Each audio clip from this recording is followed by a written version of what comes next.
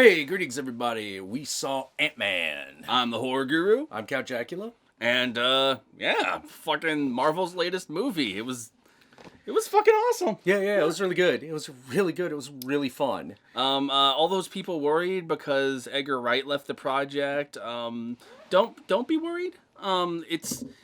It's a really fun movie. Paul Rudd is awesome in it. Fucking what's his name? Wall Street guy is amazing in it. Michael Douglas? Michael Douglas Yeah. is fantastic in it.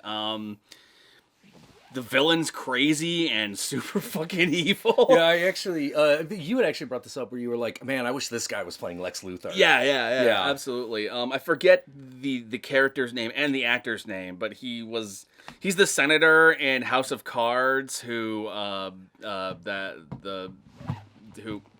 damn it, Cat. Stop chewing on that shit. Sorry, Cat Attack. He's apparently your squirt gun's right there. Yeah, that's a good idea. Hey. All right, hey. There you go. Yeah. Sometimes you gotta squirt the cat. Yeah. Hey. When he's misbehaving, like when he's chewing on electrical cord. The senator from House of Cards who Kevin Spacey's character ends up killing in season, was it 1 or 2? I think it was 1. That guy plays the villain in this movie, and he looks like Lex Luthor. He does. And he looks like he should be playing Lex Luthor, like way more than Jesse Eisenberg does in that. In that God, trailer. yeah. Just let's not even get into that. Yeah, let's not. Let's Yeah. story for another day.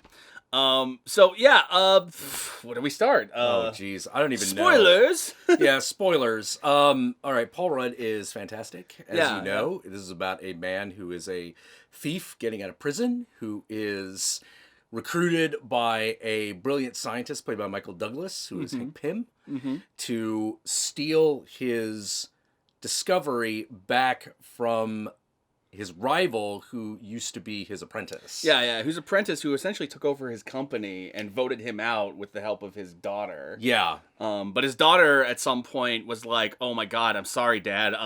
I need your help because this guy is going to take your technology that I didn't think he'd be able to complete, and he's going to sell it to the highest bidder. And in this case, the highest bidder turns out to be Hydra. Yeah. Because we got tied into the rest of the mythos. Yeah, because I thought Hydra was like fucking done. No, they are not done. I fucking love that line. Hydra, they're different now. No. Yeah. They're a very different group now. Yeah. It's just like that fucking matters. I probably got the specifics of that line wrong, but the context is basically that. Yeah. They have a lot of fun with things shrinking and getting bigger. Yeah. They definitely huge amount of fun with since that. the basic crux of Ant-Man is that he can shrink himself, and he has these little discs that allow him to shrink other things. They do a lot of fun with that, like him jumping through doors, shrinking so he can go through the keyhole, and then coming out the other side. I don't think most keyholes actually go like that. But well, in those old but the thing is, it's set in San Francisco. You're right. It's an old most San Victorian Francisco's house. Houses do have and an old Victorian that actually nope, you're right. Checks out. Yeah, Checks a lot of the doors in yeah, that's right. This is set in our hometown, yeah. Motherfuckers. And speaking of which, they're the sidekick. The guy you will remember as Hispanic sidekick guy is probably the best side character. I love that guy. He is the Bay Area. He is the equivalent of the black dude in Event Horizon. Yes. Just like he sticks with you. You should be annoyed with him, but you actually kind of love him. Yeah. Yeah. Like like when the first time you meet him, he is talking to Paul Rudd. He's like the guy picking him up from getting out of jail. And when you get out of jail over in the fictional Folsom Prison of the Marvel Universe, there's a dude who makes you get into a fist fight with him. It wasn't a fictional. He was straight up. They straight up mentioned San Quentin. Oh, it's San Quentin. Yeah, okay. He's straight up like when he goes to when he gets fired from his job, it says that you came from San Quentin. Like oh, that's right. Yeah. Yeah. So yeah, he gets out of San Quentin, and there's this big dude who makes you punch him in the face to see if you can knock him out. And the Hispanic sidekick is like the man who knocked him out, but he's not a really intimidating looking dude. He's like this kind of small dude. Yeah. But he's really scrappy. And the funny thing is... And you think that's just a throwaway line. Yeah. Like maybe he's just talking it up like he actually didn't do it. And then later... they showcased that no, he straight up can punch that hard. Yeah. Like he takes out a security guard with one punch, and it was just really hardcore. Yeah. It's just what he does. He can just hit really, really well. Yeah. He just knock fools out. Absolutely. And that's actually the one thing I should mention is that the reason why he's in this movie is that this is essentially like if Guardians of the Galaxy was their take on like space operas like Star Wars, and Winter Soldier was their take on like 70s style Cold War espionage stories. Yeah. This is their take on heist movies like Ocean's 11. Yep. But the difference is he's a superhero and his team consists of a whole lot of ethnic stereotypes. Yeah. actually. There's like the Hispanic guy, the Russian guy, and the black guy. And the funny thing is when you look at it and you're like, oh, there's a Hispanic guy and a Russian guy on the same crime team. Yeah, you got to be talking about San Francisco. Where else that guy Absolutely. happened? The only thing they needed was like a Chinese tech guy. Yeah. Then it would have been the most San Francisco thing ever. Yeah, absolutely. And it's so Bay Area that like this low class criminal who lives like, in like, the slums of like fucking in the Tenderloin somewhere. He fucking like is always going to like wine tasting and art events. I love that. I love that the Hispanic guy has like this high class streak. Like he constantly just like offhandedly when he tells a story like, "Oh man, I heard from so and so that this is going down here." He goes on these tangents about where he was when he heard the story. Yeah. He talks about like going on like a wine tasting tour in Napa Valley. And like, you know me, I'm not a red wine kind of guy. I like a nice Pinot or something like that. Like it's just like. yeah. Oh man, I was at this art gallery. This way it was blowing my mind, man. Now you know me, I'm more of a fucking cubist kind of guy myself. You're just like, oh my god, this guy is amazing. That guy is awesome. Besides the sidekick characters, Michael Douglas was practically born to play a role like this. Oh like, yeah.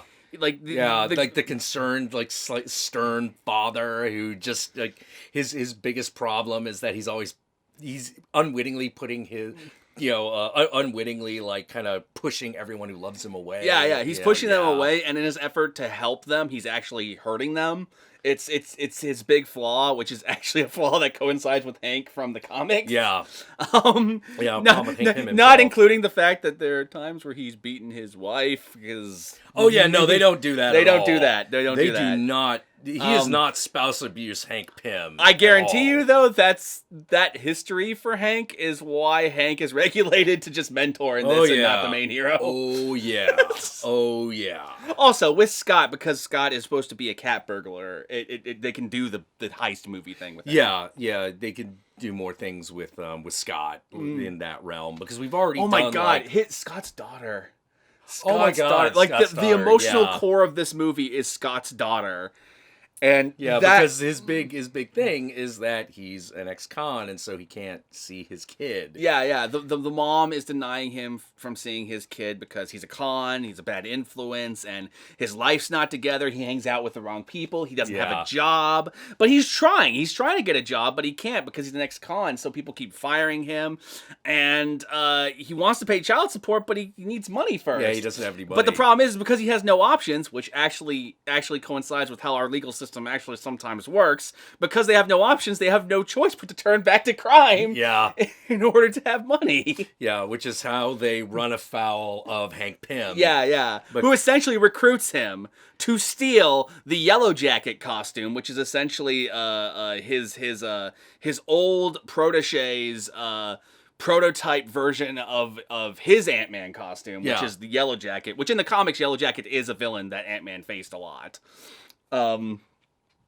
And so he is hired to steal it, and the dangling carrot he keeps putting in front of Scott's head is basically just, hey, if you do this, you'll have a second chance, and I will get you the money in order to see your daughter. See your daughter, so you don't make the same mistakes that he does. Because one of the other characters that's important in the movie is Hank's daughter, and this is how Scott and Hank kind of like bond over. They're both really bad fathers who want to be good fathers and want the best for their kids. Yeah, they do this cool thing with... So there's this big obvious question about like, why is Hank so protective of his daughter. Who is better than Scott in every way at utilizing the technology. But he's denying her the chance of being the one to go in and infiltrate the thing simply because, well... Yeah, because of Wasp.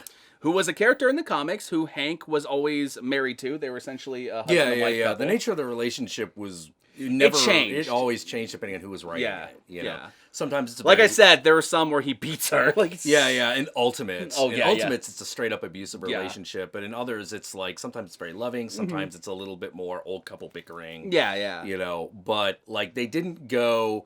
They went a gentler route with this one, where they were a team who worked together in the 80s during the Cold War. Yeah, and on a mission. She dies.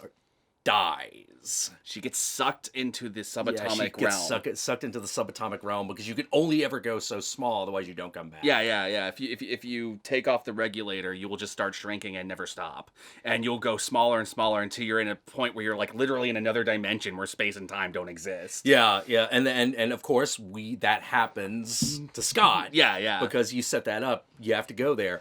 All right, like you keep talking. I get that. Okay, and so what happened to Wasp is that for a mission she had to take off her regulator to go smaller in order to save essentially the East Coast from a coming missile, and got sucked into the other realm. And for years, Hank has been trying to find a way to get into the other realm to bring her back.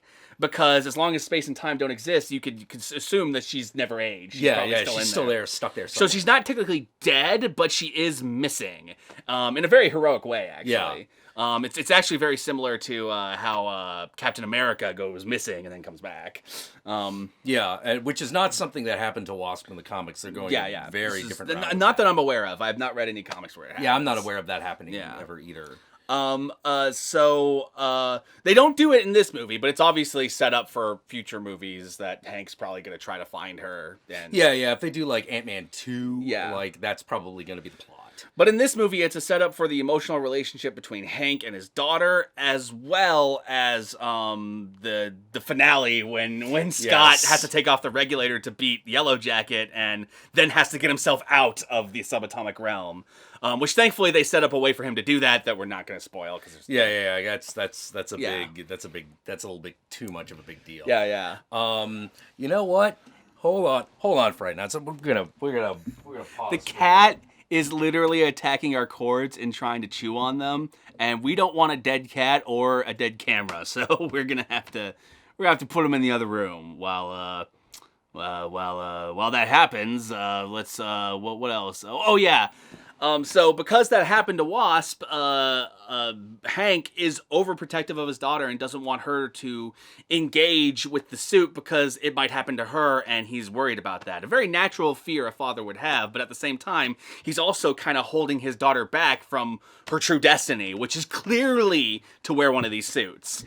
And by the end of it, she doesn't don the Wasp costume in this movie, but that costume shows up and is given to her.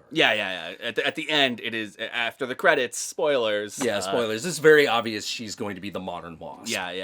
Whether or not they go with her actual comic name or just Wasp. Well, they'll probably just call her Wasp. Well, this costume looked more Wasp. It did. It had wings. It did not look like Red Queen, because in the comics she's Red Queen, and it's an entirely different story. And really, honestly, an entirely different character. Absolutely. Red Queen is not like this girl at all. Funny enough, Scott's daughter in the comics also eventually becomes a hero. Oh. She I don't know, I remember her name, but it's like Giant Girl or something like that.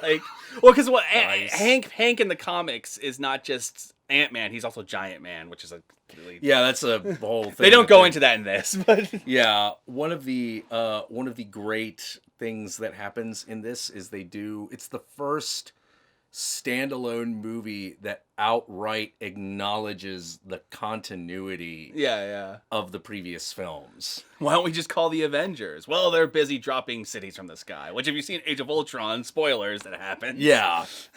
And there's a moment where Hank is like, all right, there's an old facility, an old Stark facility, where there's this thing that we got to get in order to make the heist work. And if you've seen Age of Ultron, it is literally the facility that they have secretly made the new Avengers stronghold. Yeah, so Ant-Man goes there to steal the damn thing, but Falcon is guarding it, and so he gets into a fight with Falcon. Which is an awesome scene. The entire sequence with Falcon is fantastic.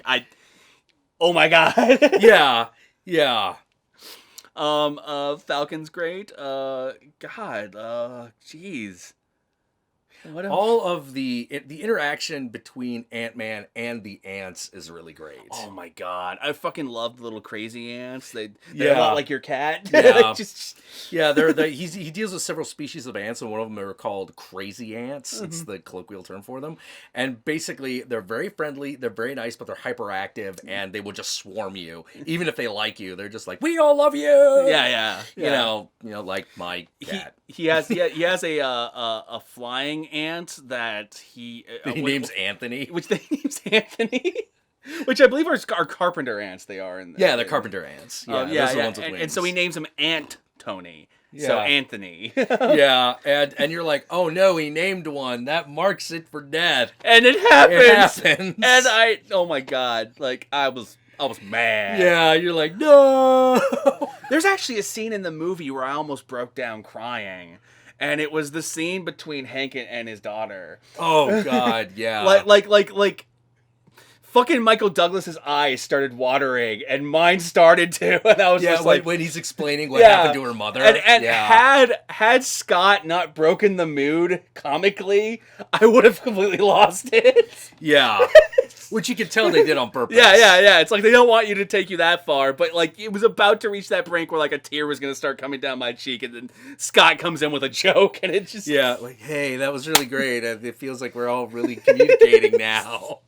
I just broke the moment, didn't I? Yeah, you kind of did. Okay, Scott. I'm gonna go make some tea.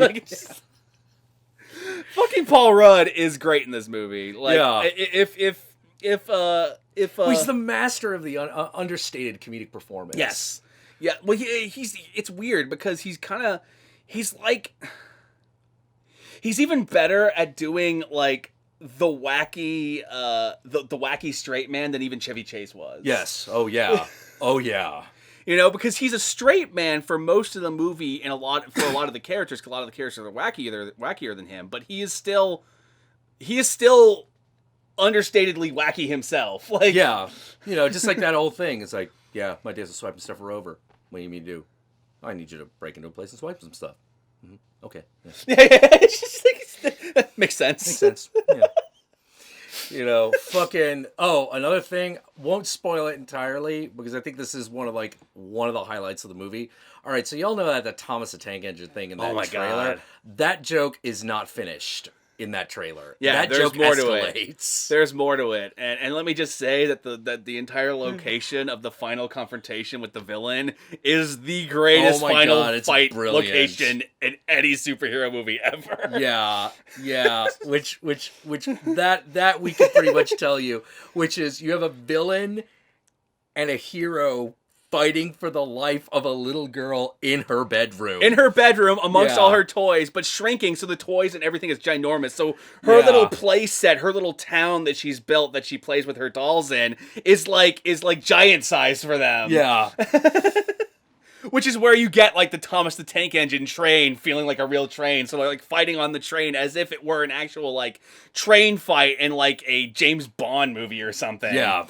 But it's a toy train that they're fucking with. Yeah, and they keep up with that joke. Yeah. And it goes in some weird direction. That brings up another thing. One of the things I really like about this movie is I really love the cinematography when he gets small. Oh yeah. Like the way they shoot it. They use that technique that photography technique. I forget exactly how it works, but it's using a shallow depth of field in order to make everything look like toys. Yeah. So like in Social Network, David Fincher used it during that one scene where it was like montage of like kayaking or whatever, and everyone just looked like they were like little dolls. And I get it. Jesse Eisenberg's fucking what's his name? Facebook guy. Zuckerberg. So yeah, Mark Zuckerberg just sees everyone as his little playthings. Yeah, or whatever. yeah. Like, oh, I get it. Fincher, you're a genius. But they use that technique in this movie. Every time he gets small, and on top of that, they paint like Small World as like really colorful. Yeah, and yeah, I it's really liked bright. that. It does. When they get to the when they're in like Small World as opposed to Subatomic, it really does look a lot like a children's television show. Yeah. You know, like, and it was obviously intentional. You know, there's obviously because of the premise or whatever. Like, I kept getting a lot of flashes to like Honey, I Shrunk the Kids. Oh yeah, like big time, especially when he was like befriending the ants. Yeah. When he's befriending the ants, it really feels like Honey, I Shrunk the Kids. You know, like in its its visual style. That's another guy who could have played Hank. Rick Moranis. Rick Moranis could have played Hank, a very different Hank. But he would have been really good. Yeah. But like the thing that was neat about the Subatomic world that I thought is that, man, that's a mindfuck. Yeah, that's one of those like, someone's done a lot of acid. Yes, you could tell someone had done a lot of acid to do the Subatomic world, because that is exactly what they do. Nice. Yeah, and it's really, really cool that way. And we're not in it for very long, but we're in it for as long as we need to be. And the funny thing is I'm watching that sequence and I'm going, there's no way they're going to be able to do Captain Atom. There's no way they're going to do... Sorry, not Captain Atom. For you comic book nerds, I know Captain Atom and the Atom are different. I meant the Atom. There's no way they're going to be able to do the Atom better than that. How the fuck could you? They just the fucking like rip-off character that Marvel made to capitalize on what they did, what DC did with the Atom, is basically just going to completely supplant that character. Yeah. You know, I don't know what the hell that DC universe is going to do, because... I want a DC Universe Plastic Man. Me too. Well, Paul Rudd would have been a great Plastic Man. Oh, he would have been great with that too. Yeah. The kind of tone of this movie would work for Plastic Man. Oh yeah, absolutely. I would. Plastic Man is such a different character. I would totally watch another heist movie with Plastic Man. Oh my god, yes. More heist superhero movies, please. Sign me up. I love heist movies. Just in general, I love them.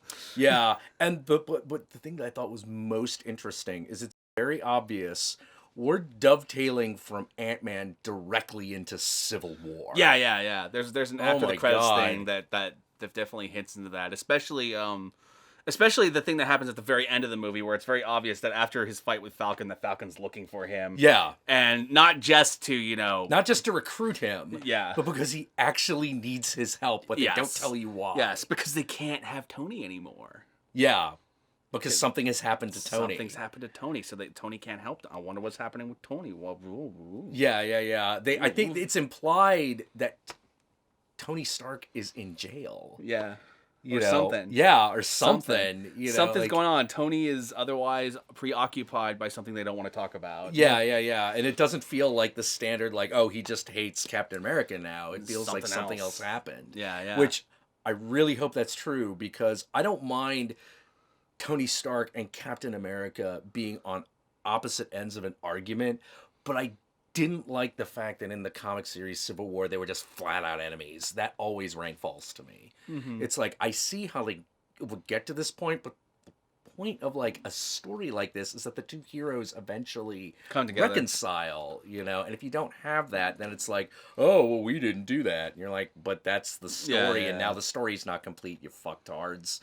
I still, this is a way aside, but I still loved your idea that what would have been the greatest thing for Civil War is for like Tony's face to come off and it was like a Doom bot. It was Dr. Doom's like the entire time. Well, absolutely, because that feels more comic book to me. Yeah, at that point it would have been like, oh my god, it's Dr. Doom. Plus, it sounds like a genius plan that Dr. Doom would have, like turn all the heroes against one another, then take over. Yeah, exactly. And that would have been genius. Like even if it turned out to be like one of those like God, what are they called? I forget, the aliens that can change their faces. I can't remember. I think that's the Kree. Yeah. Which I believe exists in the Marvel Cinematic Universe. Well, yeah, they were in S.H.I.E.L.D. Yeah. They've established them. Yeah. No, I'm sorry, the Skrull. Oh, it's the Skrull that you're change. right. But maybe the Kree do as well. The Secret Wars guys. The Secret Wars guys were the Skrull. Yeah. But you could very easily... We don't know what the Kree are like in the fucking cinematic universe that much. Like, we saw, like, a couple of them in Guardians of the Galaxy, but like it could be anything. I will say this though, that if it's not part of Civil War, like whatever they do with Civil War is fine, but a Skrull storyline, a Secret War storyline would actually be a great Captain America movie. That would be a great Captain America 4. Like oh. Yeah, like fucking like Alien Invasion of the Body Snatchers. Well, yeah, just shit. Straight up do like a Red Scare movie with it. Yeah. You know, because what's more American than a Red Scare movie? Like, yeah, especially when you got like Winter Soldier hanging around. Yeah, absolutely. Yeah, there is a Stan Lee cameo. Oh my god! It's a good one. Don't want to spoil it. Just watch the movie. Yeah, it's one of those. It comes up just when you're like, wait, you know what we haven't done yet? Yeah. You know, but man, no, Antman, like, holy shit! 2 thumbs up, man. 2 fucking thumbs up. Yeah, way up. I really, really, really loved it. I love all of the Marvel movies, but like probably, actually, Guardians was probably the one I loved this much. Like, Yeah, and then before that, it was Iron Man 3. Like, yeah. The ones that had like these very distinct tones to them. You know, that's kind of one of the things that's really nice about a lot of the Marvel movies. They all have different tones, and that's not to knock any of the other ones because I like a lot of the other ones. Yeah. You know, like the Thor movies are good. No, you know? Yeah. But like, Winter Soldier was really good. Winter Soldier was real good. I really liked Winter Soldier. Yeah. You know, but that's so they're picking tones for these. They're doing really good. I do agree with one criticism I've heard though, because I felt it in this one, which is we're doing so much with each individual movie. There's a lot of shit that feels rushed. Yeah. I felt like the reconciliation. This movie happens really fast. Yeah, I felt like the reconciliation with Hank and his daughter was a little rushed, and we could have spent another like 10 minutes worth of screen time actually developing that, you know, or drawing the tension out of that relationship. But that's a good point. That does more so than probably the only other one that felt that way big time for me was Age of Ultron, and I really loved Age of Ultron, but that was a movie that had so much stuff going on that they just had to rush through a lot of things. Yeah, there was a lot of shit that was very rushed. Ironically, the one that didn't feel rushed was the whole Hawkeye story. That felt really... Oh, yeah. That felt perfect. Yeah. Yeah, so, Ant-Man, big things come in small packages. Check it out.